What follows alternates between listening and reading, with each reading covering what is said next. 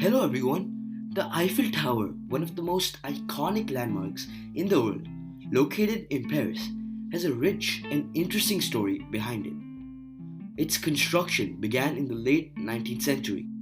Over 7 million visitors visit this monument each year.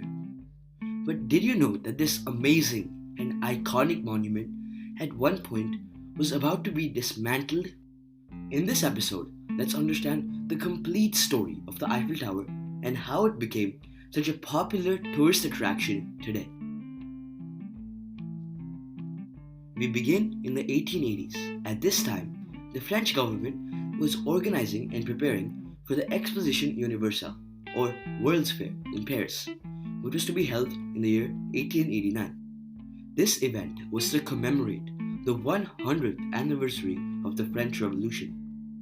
The government wanted to create a centerpiece for this exposition that would also show the world the technological and engineering excellence present in France. So, they held a competition for designs for such a centerpiece and monument. They received more than 100 plans and designs, but at the end, the officials picked a man named Gustave Eiffel's design to create a 980-foot tower. Gustave Eiffel was an expert at architecture. He had built monumental structures all over the globe. For example, he is credited for building the metal framework in the Statue of Liberty France had gifted to the US. What further surprised the officials was the fact that Eiffel wanted this tower to be entirely built of lattice-wrought iron. The design underwent several revisions before the final plans were approved.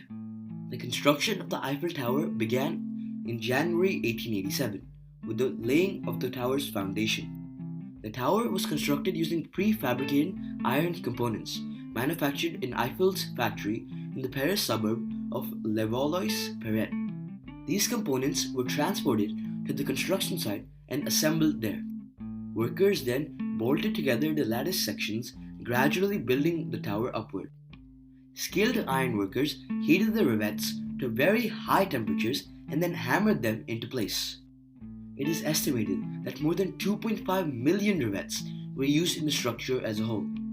This created a strong connection between individual iron sections, strengthening the whole tower. The construction of the tower was completed in a record time of just 2 years on March 31st, 1889. And since this tower would be a centerpiece for an exposition, Gustave knew that creating elevators leading to the top was a must. This was a challenging task due to the curve of the tower. Gustave and his team designed an elevator system where people would have to switch elevators midway through the journey going to the top. Initially, the Eiffel Tower faced heavy criticism from some of the members of the artistic and intellectual elite in Paris, who considered it to disrupt the beauty in Paris. An interesting fact here, at the time of its completion, the Eiffel Tower stood as the tallest man-made structure in the world, surpassing the height of the Washington Monument in the US. And this Eiffel Tower was only built for 20 years. After 20 years from its completion, the rights of the tower would be transferred from Gustave to the French government as written in the agreement signed in 1887. As this deadline of 20 years came closer, the Eiffel Tower proved to be more useful than ever.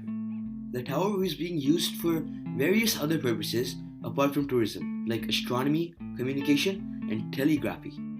Seeing this, the French government allowed this tower to remain, proving to be a powerful asset. The tower turned out to be a game changer for France during World War I by blocking German radio signals. In 1989, a beautiful light system was added to the tower to mark the 100th anniversary of its completion. This light system contained more than 20,000 lights. Today, more than 7 million people visit this monument each year, classifying this as the most visited paid monument in the globe. Today, this tower has become a symbol of France that was at one point going to be demolished.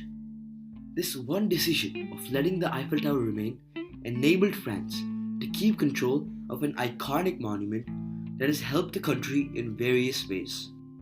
So, that's it for this episode on the Eiffel Tower. Thank you for listening.